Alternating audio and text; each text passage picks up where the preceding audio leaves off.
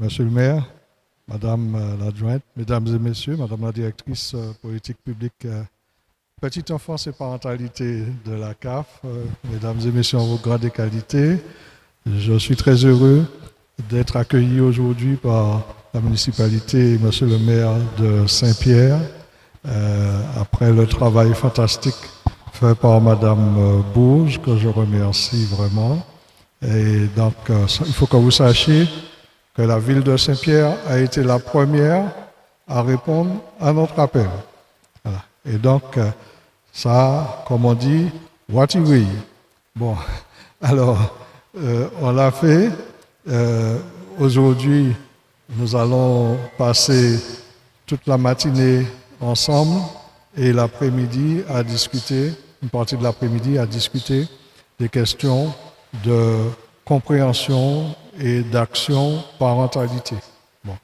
Maintenant, Monsieur le maire va nous accueillir et puis après, on va rentrer dans le programme. Merci monsieur le directeur, c'est un peu fort. Oui, on n'a pas besoin de beaucoup de puissance. Nous sommes peu nombreux, monsieur le directeur, madame la directrice de la CAF, madame l'inspectrice, mesdames et messieurs. Enfin, il n'y a pas beaucoup de messieurs d'ailleurs, c'est curieux, à part moi. Bon, mesdames, messieurs les techniciens, bonjour. Donc bienvenue à Saint-Pierre. Oui, vous l'avez dit, monsieur le directeur, nous avons tenu à répondre. Ça a été spontané de notre part parce que l'équipe qui m'accompagne, avec l'équipe qui nous accompagne, à Saint-Pierre, nous avons 3 priorités essentielles. Parce que pour nous, la politique, c'est d'abord nous occuper de l'humain, du Pierrotin en tant que personne. Donc ces 3 priorités sont la santé, bien évidemment. C'est pour ça que nous accompagnons en tant que ville aidante, l'association Alzheimer, dans tout ce qui touche à la communication autour de cette maladie qui commence à intéresser beaucoup. Mais nous accompagnons aussi le Mars Bleu pour le cancer du côlon, pour le cancer du sein. Voilà, donc nous sommes dans tous ces combats pour la santé. Nous sommes dans les combats de la sécurité aussi. La sécurité civile, la ville a la particularité, mais elle n'est pas la seule, il y en a 12 concernés par une éventuelle éruption volcanique, au-delà de tout ce qui est, risque naturel, hein, qui concerne tout le reste de la Martinique, mais nous avons en plus le volcan. Donc la sécurité, sous cet angle-là, mais aussi la sécurité publique, je veux dire que la violence est en train de monter en Martinique. Dieu merci, Saint-Pierre n'est pas encore trop concerné, encore que nous avons eu quelques cas. Et la troisième priorité, au-delà de la santé, de la sécurité, c'est l'éducation. Parce que nous considérons que l'éducation est un enjeu fondamental pour l'avenir des petits êtres dont nous avons la charge en tant que politique responsable de la ville de Saint-Pierre.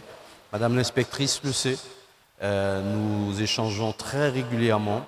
Et donc, cette éducation-là, comme je l'ai dit aux enseignants, comme je le dis à Madame à l'inspectrice ici présent, aux directeurs et directrices d'école, ça ne concerne pas que l'éducation nationale.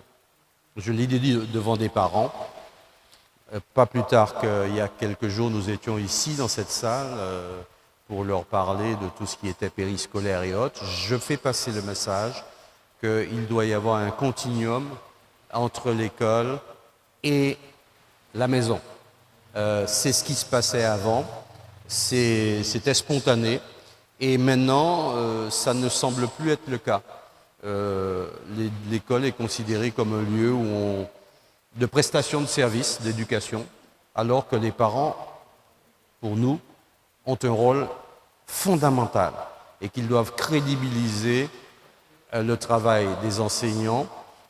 Sinon, l'enfant considérera que l'enseignant, il est là, machin, mais une fois sorti de l'école, c'est plus la même vie, c'est plus le même monde. Or, les parents sont des acteurs essentiels dans la réussite de leurs enfants, en matière d'insertion, en matière de réussite sociale, d'intégration, etc., etc. Et puis aussi pour prévenir cette violence qui devient apparemment tellement banale, mais en même temps tellement inquiétante que c'est l'une des préoccupations majeures des politiques martiniquais. Mais je dis traiter la violence de façon curative, permettez que j'emploie le mot du professionnel de santé, c'est-à-dire en aval, c'est une chose, mais peut-être qu'il vaudrait mieux la traiter aussi à la source. Et la source se trouve dans l'enfance, dans l'éducation. Et si on passe son temps à éponger l'eau qui coule du robinet qui fuit sans réparer le robinet, j'oserais l'expression que vous connaissez bien, c'est chailler de l'eau en panier. Donc pour moi, nous sommes sur un combat essentiel, et je vais le marteler, et je voudrais que que tous les politiques prennent conscience de cela et s'impliquent plus avant. Je pense que la CTM doit être... parce que les signaux, les discours, les mots utilisés par les politiques, tout du moins véhiculés par les politiques, peuvent être aussi aidants dans le combat que nous avons à mener. Voilà, donc Saint-Pierre, on a commencé effectivement à traiter ce problème parce que nous avons signé une convention territoriale globale avec la CAF, et je voudrais saluer ici la présence de mon adjointe, Rila Martial, qui est en charge de la coordination de cette convention avec toute l'équipe de Madame Bourges et Madame Charles ici. Voilà, donc j'ai 3 personnes de notre pôle enfance, éducation et jeunesse ici. Il manque le DGS qui est dans une autre réunion. Mais nous avons déjà, donc, face à un terrain particulier, hein, nous sommes en REP+, il ne faut pas l'oublier, donc socialement, nous sommes très pauvres à Saint-Pierre, majoritairement. Nous avons 564 familles à Saint-Pierre, mais 414 sont des familles monoparentales. 414. 150 familles seulement sont biparentales. Donc vous comprenez que le combat, vous êtes dedans. Vous avez compris pourquoi maintenant Saint-Pierre a réagi en premier. Bon. Et donc nous avons, depuis 2 ans maintenant, nous faisons partie du réseau d'écoute et d'appui et d'accompagnement à la parentalité de la Caisse d'allocation familiale. 8 séances ont déjà été proposées dans l'année sur des thèmes différents par les 2 structures municipales que sont la crèche et la ludothèque.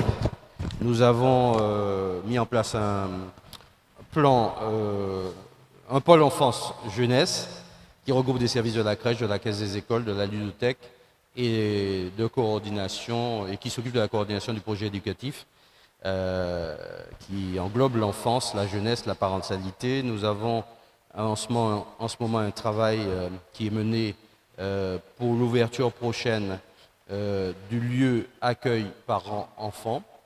Une enquête est faite auprès des parents qui montre l'intérêt de ceci pour ce type de projet.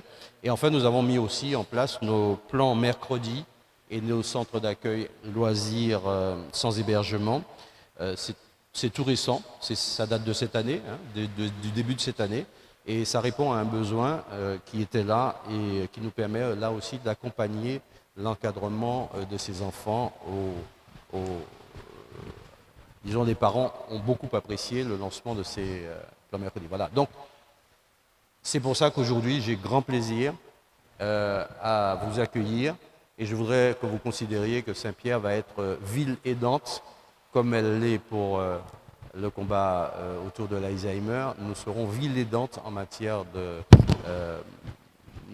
promotion de la parentalité et de tout ce que vous feriez, c'est-à-dire en termes de communication, mais en termes d'information et tout ça. Considérez que vous pouvez compter sur la ville de Saint-Pierre parce qu'elle y a tout simplement intérêt. Voilà, donc je ne serai pas plus long, je l'ai déjà suffisamment été, mais sachez que cette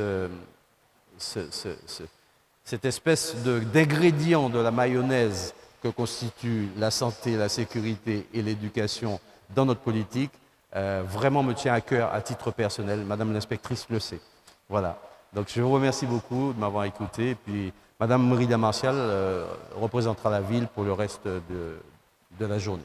Merci beaucoup, Monsieur le Directeur. Merci bien. Bien, merci beaucoup, Monsieur le maire.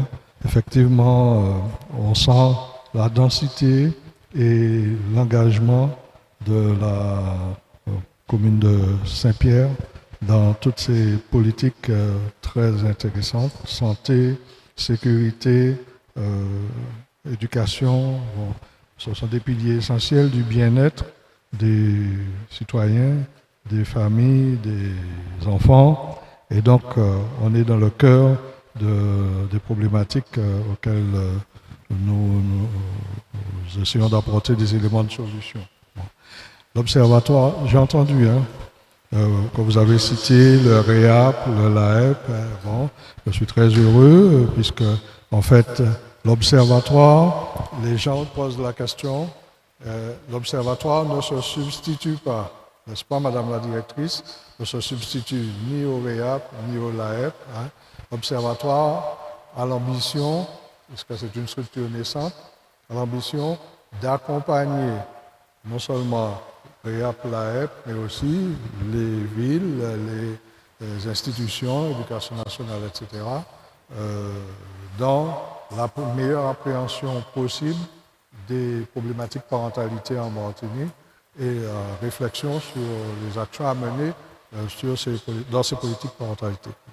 C'est dans ce sens-là que nous avons commencé à agir et l'une de nos premières préoccupations, ça a été, avant de faire savoir à tout le monde, quand on a été créé, bon, on a dit oui, l'observatoire existe et puis il commence à bosser, mais on n'a pas fait beaucoup de bruit parce qu'on a voulu réunir un certain nombre de conditions favorables au développement justement de la mission que nous avons à remplir.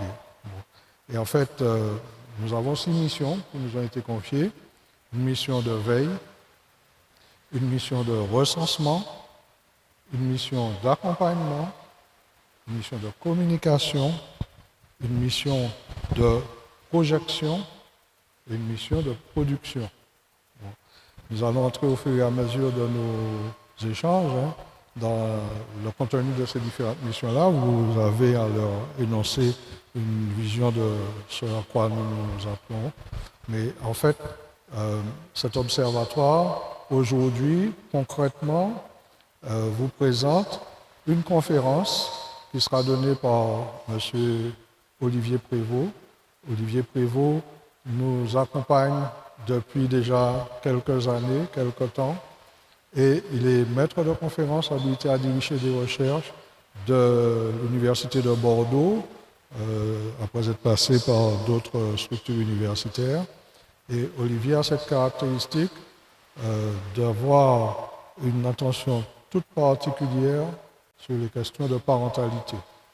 Il a même coordonné la rédaction d'un ouvrage il y a une dizaine d'années de cela, ouvrage financé par la Commission européenne, qui s'intitule « Intervenir auprès des parents » dans un contexte européen. Bon. Olivier est très intéressé par non seulement nous faire comprendre ce qu'eux, ils ont discuté, réfléchi, etc. en Europe, mais aussi il est très intéressé par comprendre avec nous ce dont nous avons besoin, nous, en Martinique, puisqu'il a déjà bien compris, M. le maire, par exemple, donné l'exemple de la monoparentalité ici, il a déjà bien compris que c'est important d'avoir un œil bien ouvert sur les questions spécifiques à notre territoire. D'accord ? Toute autre considération par ailleurs. Bon, là, ça, ce sont des choix individuels qui ne me concernent pas en tant que directeur de l'Observatoire de la parentalité. Donc, aujourd'hui, je vous remercie, vous toutes et tous. Oui, il y a quand même quelques hommes, on est là, bon, pas nombreux, mais on est là. C'est une caractéristique de l'action parentalité que vous connaissez bien. Ce sont surtout les femmes qui les fréquentent jusqu'à maintenant. Ça va changer, je vous le promets. L'une des raisons d'existence de l'Observatoire, c'est de mieux comprendre pourquoi cela, comment cela, que faire pour changer cela, faire évoluer les choses.